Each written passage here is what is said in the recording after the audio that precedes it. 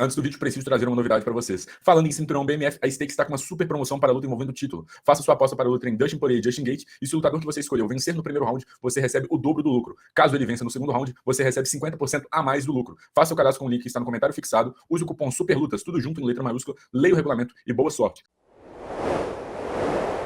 Na luta principal, teremos o cinturão BMF colocado em disputa. Antes, vamos contar um pouco da história do título, né? Um título que os fãs que não acompanham o MMA todo dia pode ficar um pouco estranho, hein? Achar estranho.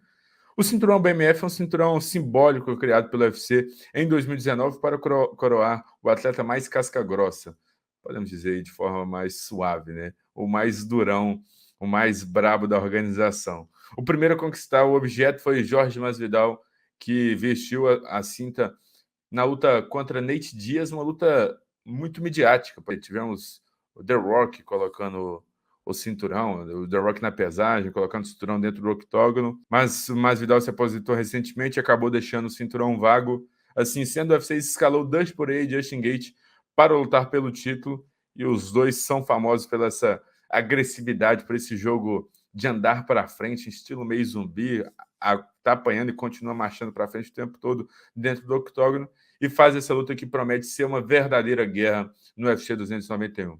É impossível, sim, é impossível esses dois caras não quererem sair na porrada na luta principal do UFC 291. Mas enfim, VH Gonzaga, sem a presença de Masvidal, Poirier e Gaethje são de fato bons nomes para a disputa, ou existe alguém ali que dava para ter feito um casamento diferente?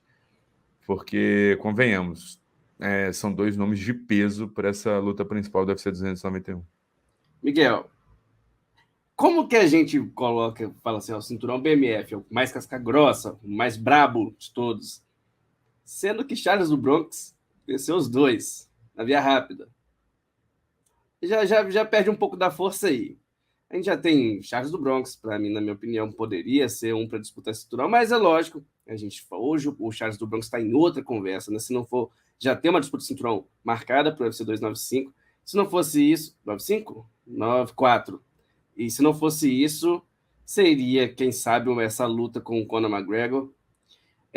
Mas eu também não vou tirar a importância que tem Dustin Poirier e Justin Gaethje para a categoria. Hoje o Poirier é o número 2, o Gaethje é o número 3 no ranking. São atletas que, de fato, entregam tudo quando sobem no octógono. A gente dificilmente vê uma luta ruim dos dois, perdendo ou ganhando. Eu não lembro a última vez que eu vi uma luta ruim de nenhum dos dois. Entregam tudo independente de... Não tem medo de manchar cartel.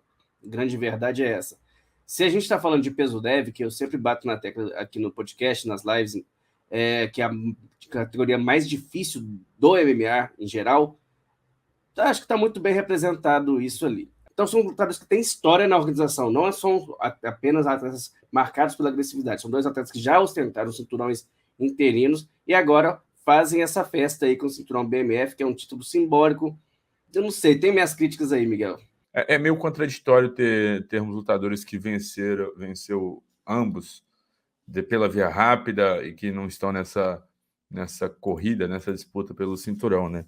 Mas o Dustin Poirier, eu vou deixar um pouco de lado, mas o Justin Gaethje, para mim, é um cara que é sinônimo assim, de durão, de casca grossa, quando se trata desse conceito, né? Ele sempre foi referência em relação a isso, porque é um cara que no papel existe um wrestling ali, né? Tem um wrestling no jogo dele, mas a gente nunca viu em jogo porque o cara simplesmente é viciado na trocação franca, em marchar para frente, em absorver golpes e tudo mais. Então acho que combina muito com ele, com o Poirier.